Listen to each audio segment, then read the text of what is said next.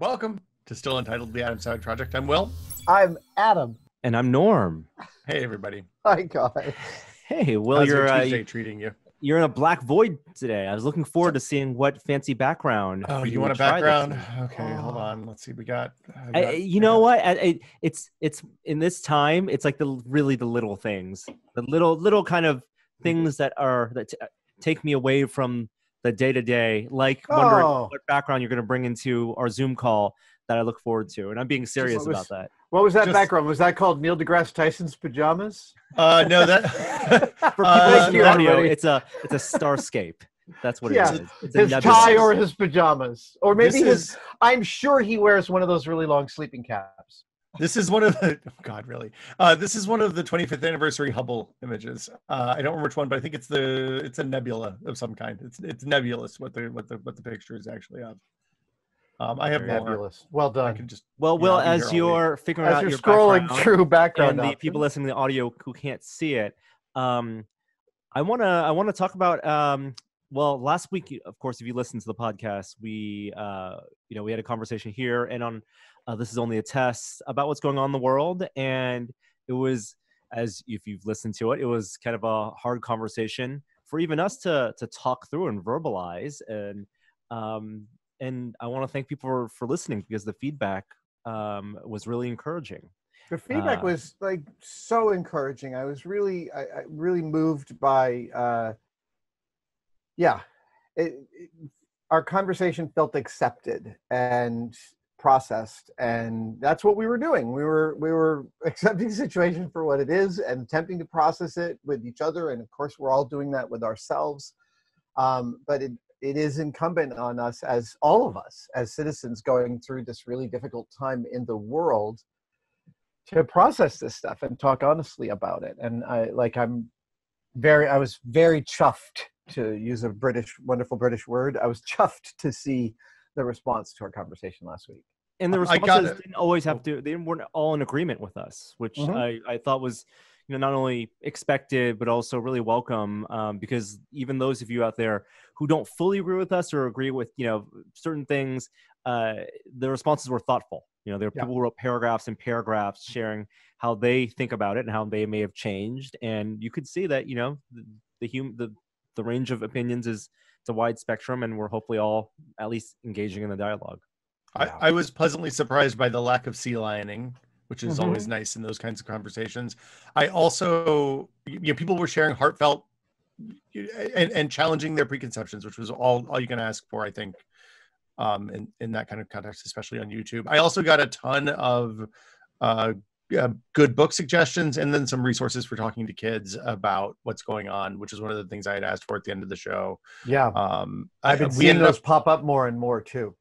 Well, it's funny. I ended up we recorded the show on, I think, Monday last week, and I ended up talking to my daughter on Monday evening before the show was out, because you couldn't not talk about it based on what was going on, what kids were talking about at school and their conference calls and stuff like that. And I just explained what was hey, we live in I explained what was going on to the best that I could, and I didn't pull punches.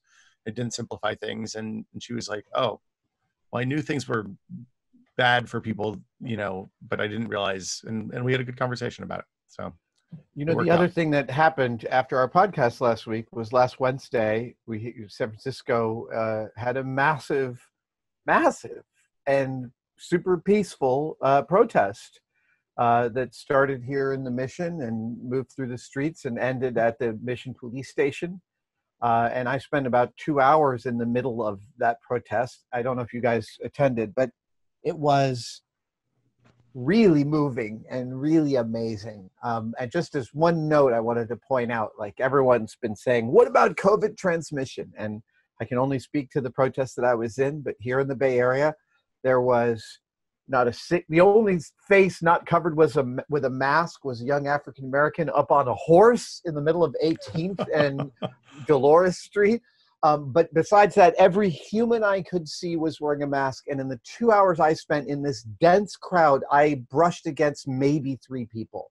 That's how assiduously the crowd was maintaining a distance at the same time as being super unified. It was a beautiful experience to be a part of. And just as COVID is a pandemic and a health crisis, this very much brutality and the kind of institutional racism that we're talking about is a health crisis as well. Well, and to be honest, it will go down in history, in protest history, as one of the great self-owns of all self-owns, that to battle protesters peacefully protesting police brutality, the police broke out a whole bunch of brutality. I mean, yeah, every single one of those videos of people getting shot or pelleted with pepper spray or whatever crowd dispersal. Yeah, reporters getting whacked with shields. All of that illustrates the exact point that people are there for. I mean, and it's engendering, just like we were talking about with the podcast, a set of really, really important conversations where I think culturally the Overton window is shifting in a way that I am hopeful about. Yeah.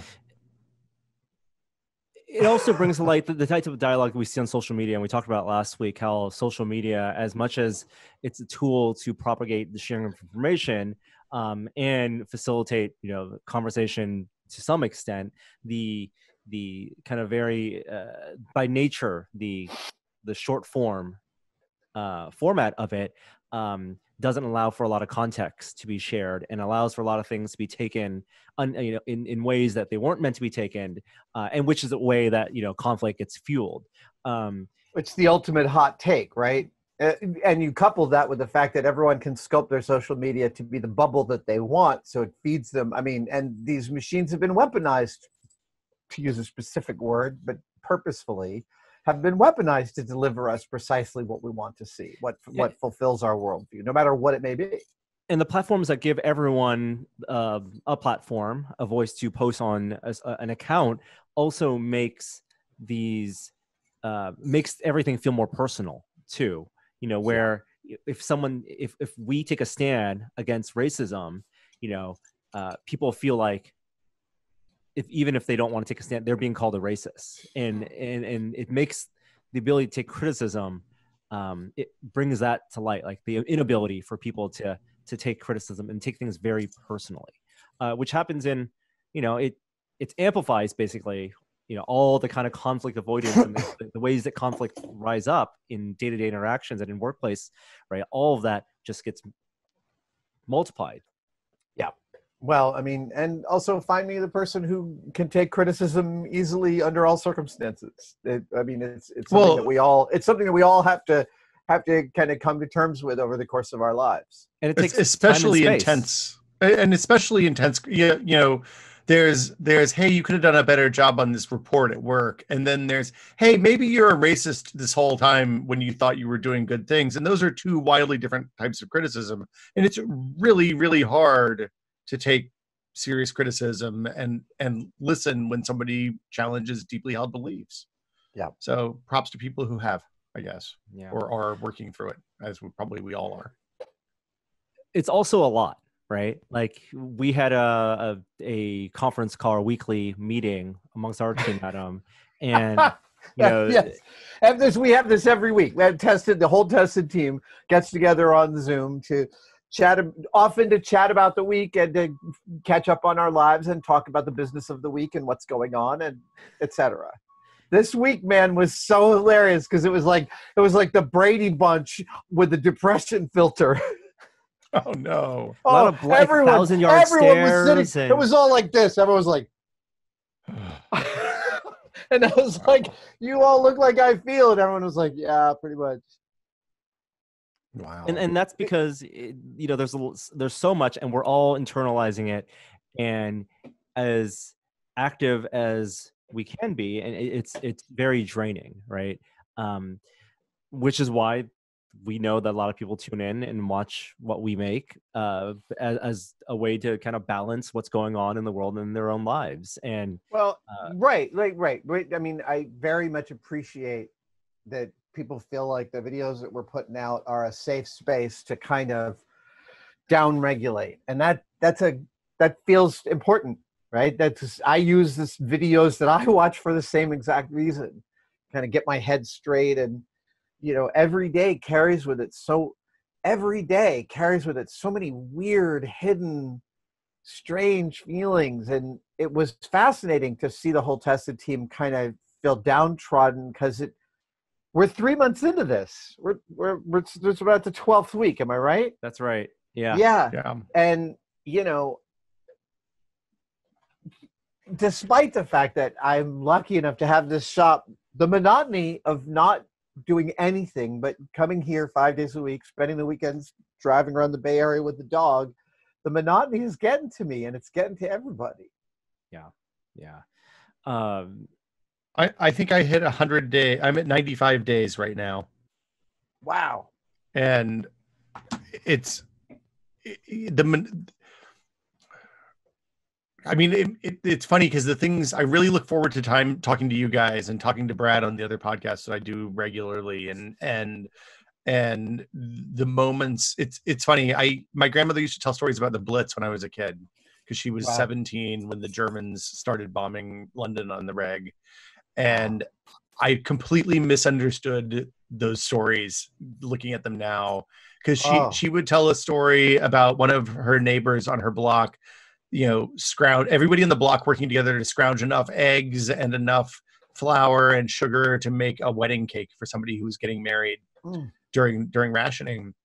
And then they'd all come together, come to the wedding, and they'd all have a literal bite-sized piece of cake so that everybody could have, as many people as possible could have a little bit of the cake.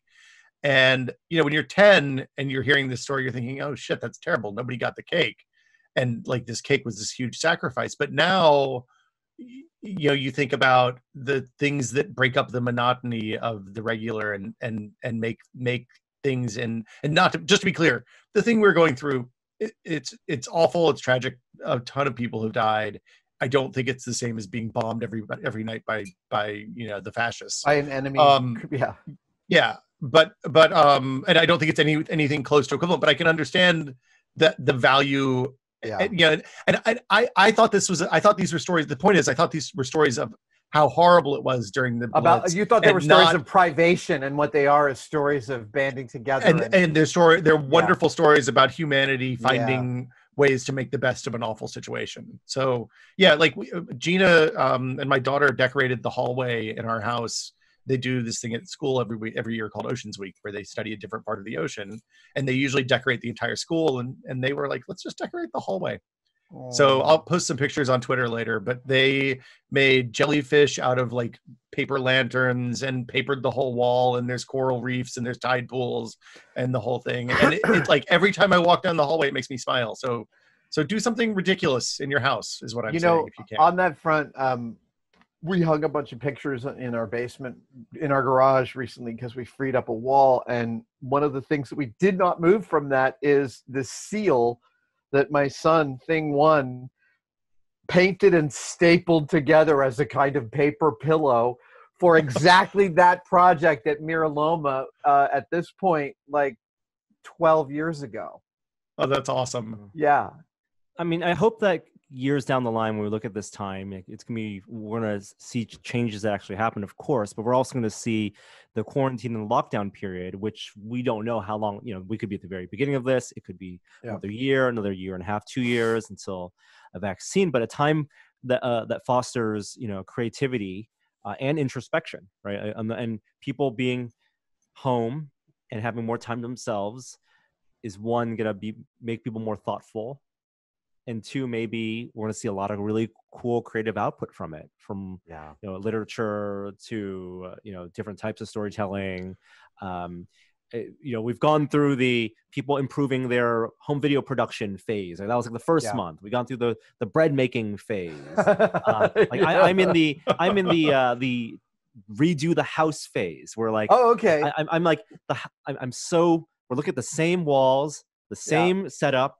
And literally this past weekend, we spent 2 days literally cleaning, like reversing the living room, just putting everything on the opposite side. Nothing is better. I listen, we did this over the past couple of years. We've done a major reorg of our house. And frankly, what it's led to us, there are always parts of your house that you use, and then there's parts of your house that get relegated for storage, or maybe that project that you never finish one weekend. And the long and the short of the reorg that we did just meant that we're using every part of our house. We're using every corner of it, and it's really efficient. And we got a bunch of stuff out for donation, and that just felt really cathartic. We did that early in the lockdown. It's taking stock, right? It's taking stock of all the things you've accumulated, and just as it's being introspective in a way that you relate to the place you live. If you're lucky to to have a home and to be able to have that space. Yeah, indeed. It's funny. The paper towels have become kind of a metaphor for the way we've changed in our house, because we used to use paper towels completely thoughtlessly, and you need something to wipe up 3 dots of water on the counter. You grab a paper towel, you swipe it, and then it goes in the compost. I'm like, wow, what an asshole. Katie Coleman at OrdCamp a few years ago did a talk, and she was telling us how, like, she and Chell Lundgren were talking about how they bathe and how they use consumable stuff on the space station. And Katie said she would get a paper towel when she was on orbit, and she would use it. She'd use one little tiny corner one day, and then she'd fold it up and put it someplace in a Ziploc and use it the next day to wipe her mouth when she was eating lunch or whatever. And then, and she would use every single piece of the paper. I was like, wow, that's amazing. And during the first like two months of this, when paper goods were in kind of tight supply, I think we used 2 rolls of paper towels, and most of them were for things that, like, you really don't want to use. Like, we got out a bunch of rags, and got some dish rags out and started using that stuff for more things than we ever would before. Really no change. No, I mean, it meant that when we washed the towels every other day, there was a few more things in the washing machine using cloth towels, cloth napkins, stuff like that. It's little. Does it have an impact on anything? No, but it means I probably buy less paper towels. We both, my wife and I, grew up in households in the 70s where paper towels were the napkins, not the spill. And so we joke now that paper towels are our fancy napkins. Well, once the selecta size. No, you got those selecta size ones out, and you're like, they're perfect. They're exactly the right size for your face. Yeah, exactly. Rag life. That's what. a good rag is a precious thing. I mean, it's like, I feel in a weird mood, right? Because last week we were addressing the very intense stuff that was going on, and this week still going on. Yeah, still going every night. And with the veto-proof majority of the City Council of Minneapolis voting to overhaul the police department, it feels like a glimmer of real hope.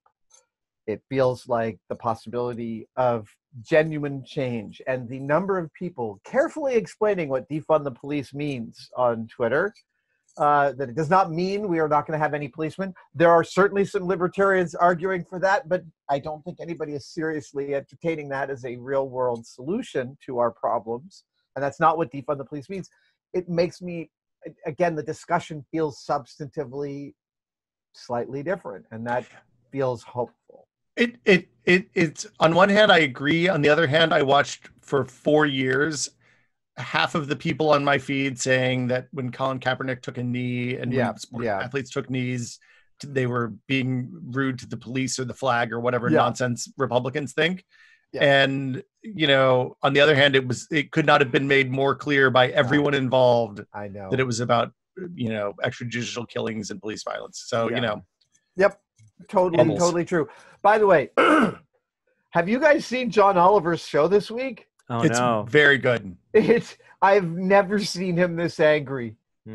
Not even close. And it's rhetorically beautiful. And also Seth Meyers and his team, who just got back, they all Colbert and Seth Meyers took a week-long break last week. They're back this week, and all of them are on fire. They have dispensed with the idea of comedy. It's not that they're not funny. It's that they are speaking truth to power. We've been watching tons of Colbert and Seth this week, and it's just been amazing. Will, you mentioned Chell and astronauts, and one thing we didn't talk about last week was the SpaceX launch. Yes. Yeah. Crew Dragon. I mean, they're historical. Yes. And there was a whole delay. I mean, 2 weeks ago, you were getting ready, Adam, to do a live stream with Discovery watching the launch. Of course, it was well known now because due to the weather, it was pushed to Saturday, and then it went off without a hitch. Saturday launch worked. Yeah. Oh my gosh. Launched and landed. Totally historic. A private company got, in cooperation with NASA, got 2 human beings into space. It's completely amazing. It's funny. Obviously the last time that happened was in 1981. I remember sitting around at age 6 watching that. My daughter's about the same age. We sat down and watched it. She was really, really bored with the whole thing right up until the moment the rocket launched, and then it was the most cool thing in the world. And I was like, oh, just wait, you're about to see some really cool business. The video is much better now than it was when I was a kid. I've never seen I've never seen daytime a rocket launch. I think the one I went for Insight a couple of years ago was through haze, and so we could hear it but not see it. But I hear that the brightness of it is something that you cannot really communicate even with video, just how bright that rocket is. Even like the little ones that I've seen from far away, because when you're in Florida and at Disney and they launch something from Canaveral, you can see it a minute after launch or whatever. Like you still see them, and it was a tiny point of dark and a lot of light is what I remember. Yeah. And it was inspiring as a lesson in what human beings can do when they work collaboratively. I believe in that message. I believe in exploration, and I believe in that mission. And it was really exciting to see it work. It's just super gratifying. Yeah. You guys watching anything? So anytime we just spent the last couple of days burning through 2 of my favorite David Mamet films. Ooh. Heist with Gene Hackman, Sam Rockwell, Rebecca Pidgeon, Ricky Jay, Delroy Lindo, and Danny DeVito as the villain. Wow. Heist is one of the great. It is a quadruple cross movie, man. You got to pay close attention. It's a delightful and amazing film. And then last night we watched Spartan with Val Kilmer, Derek Luke, and Kristen Bell, and just both stunning, intense, wonderful action movies. I remember absolutely loving Spartan when I saw it. I don't think sadly I don't remember a whole lot about it right now. Spartan is really worth your time. I have watched it probably half a dozen times since it came out in 2004.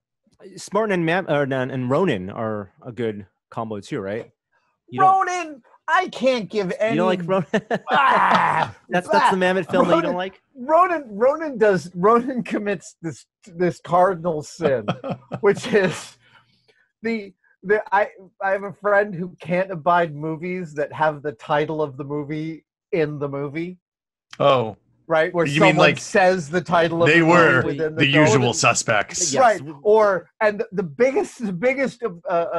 most egregious example of this is Jagged Edge, in which someone says Jagged Edge like 6 times in the course of the movie. Jagged Edge. There must be a supercut, right? But Ronin not only has an opening credit that says Ronin. In feudal Japan, the Ronin was a masterless samurai. Oh, boy. And then twice in the movie, you have someone say that exact phrase to someone else. Well, in feudal Japan, a Ronin was a masterless samurai. Twice! I'm sorry. I know I'm like getting at a feverish pitch, but Ronin drives me crazy for that.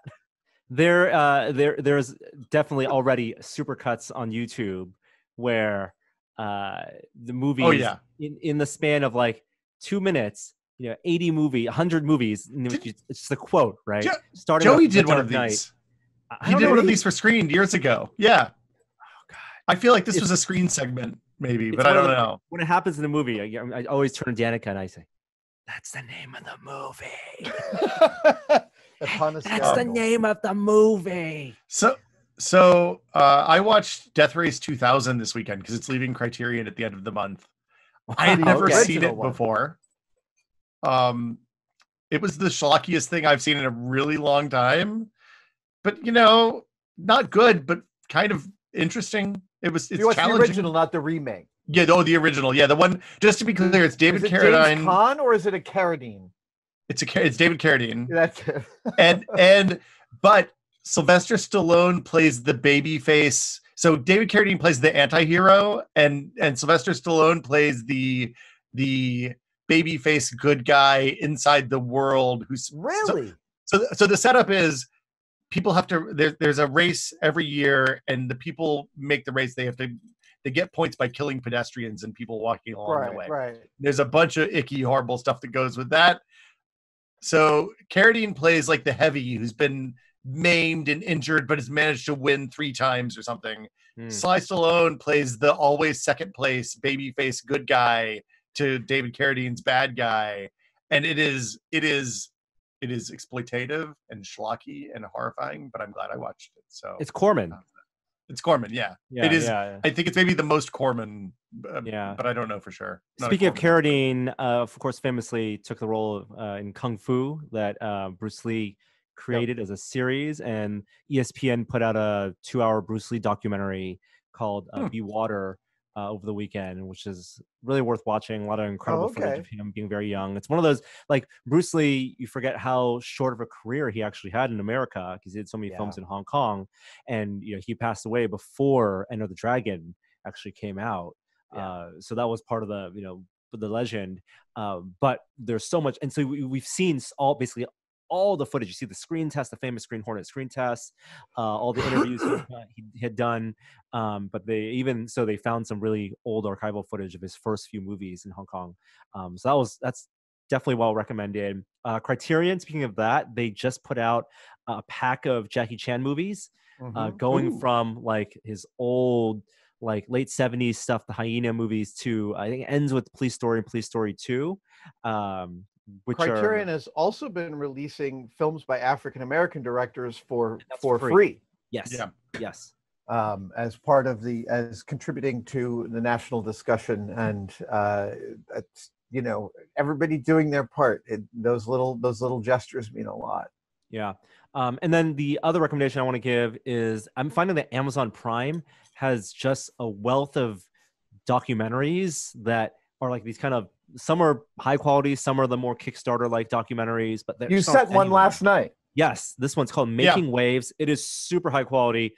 It's directed by a woman who's the professor of sound at USC, I want to say. But it basically is the history of sound in film, starting with the jazz singer, the first time you heard first talkie, all the way to the creation of Dolby with Apocalypse Now, and really profiles Walter Murch and Ben Burtt, friend of yours. How exciting. How awesome. Gary Rydstrom of Jurassic Park and Pixar fame, their careers. And basically, they all came from that same school of like Walter Murch with George Lucas and Ford Coppola. And then Ben Burtt was hired for Star Wars because Walter Murch wasn't available, and Gary Rydstrom was hired for Pixar because Ben Burtt wasn't available. Wow. Now they're all Academy winners and amazing sound designers and sound editors. Yeah. But the whole spectrum of, Foley to special effects, audio to dialogue to ADR, all that stuff. I've been watching a ton of videos online of this old Tony, who's a YouTube maker, very entertaining, very unassuming, with lots of really great shop advice and actual execution of said shop advice. It's been all the machine tools for me. I can't stop watching videos of machine tool operation. And I know that, speaking of YouTubers who do shop work, we are doing, we'll tease a collaboration that's coming up in the coming months with Andrew Klein, who reached out to you after a live stream, after a Q&A, and he's working with you on a workbench. Yeah, someone was asking me about my bench, and I talked about the bench, and then I talked about making one, and talked about various options that I understood I needed something, and Andrew reached out and said, I make these benches. I was actually familiar with his vices, which are used have a plexi front with visible gears and 2 speeds for operating the vise, so that you can operate it fast for opening it quickly and slow, and there's some really cool linkages in there. And Andrew is in the middle of making me a workbench. And the wood for this workbench is monolithic, actually. It looks like it's going to be 2 giant slabs of monolithic wood boards. The whole thing he's documenting, we'll include some links because he's doing, like, he does a lot of digital work and he has plans and stuff. And so we're watching it come together through YouTube, and eventually it'll get to the cave. This, you're thinking, Adam, is going to take the place of that primary workbench that you have your lights attached to? It is, right? Yes. It will live there. It will not roll because I have learned the limits of making things roll. I don't think people understand that current bench is like cobbled to, it's beautiful. Oh, it's so beautiful, but like the amount of kind of things that have been bootstrapped to it, from casters to clamps and lights, it's drawers, the big huge clamp, all that stuff. Funnily enough, it also turns out that my grandfather, who was a maker, my grandfather was a surgeon who had a home shop and did a lot of his own repair. And actually, my grandfather had a remote control for the volume on his television in the 70s that he built. And I am going to purchase a television and replicate this as a one-day build so you guys could see the cleverness of my wonderful, strange Did he design it too, or was it like a Popular Mechanics kit or something like that? It was not electronic. It was entirely mechanical. Okay. And it was his invention entirely. It's going to make you laugh your ass off when you see it. Anyway, my grandfather's workbench top with 2 vices attached to it still exists. And it is now in a storage space in New York, where at some point I will get it out here. I like the fact that I will still have my grandfather's workbench, but Andrew Klein's will be the central one in the space. Awesome. But it means also that I think I'm going to have to get rid of one of these benches. I don't know whether to live it tested or we will. Well, I think we'll take it. Yeah, we'll find a way to move it over. We'll figure it out. Yeah, whenever we get a chance to get back in there. But yeah, that's a lot. I mean, there's so much going on. It's good to see you guys. Of course, always a pleasure. The world is waking up a little bit by bit. I mean, we're not ready to start having tested everyone back in the space, but we're starting to talk about what the best practices the film industry is using. It's fascinating. I have a shoot coming up in the next few months, and as it's approaching, obviously it's a moving target of safety, and we're adjusting to that. But slowly, which is the right pace, things are starting to move.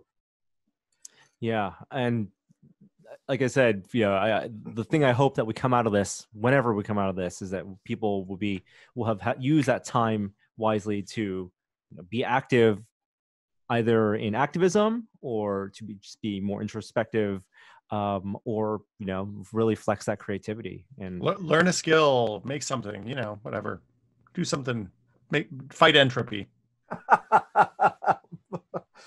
It's lovely to see you guys again this week. As always. See you all next week. Yes. Norm, what's on the site this week? Got a one-day build that's going up probably tomorrow. That's actually something we filmed back in February. Oh, wow! Wow! It's with another YouTuber. Has to do with numbers. Oh, nice! Yes. That's you guys will. I think you guys will really enjoy that. And this then was one of the last ones we did before. It is. We have like 3 that we have not published yet from that, and I think timing wise, we just want to get this one because you're making so much stuff.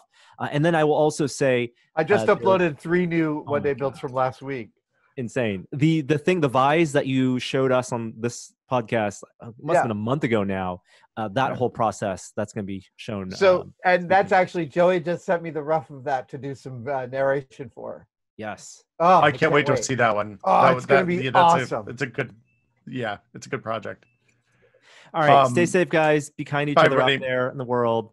And we'll see you later. Bye, guys.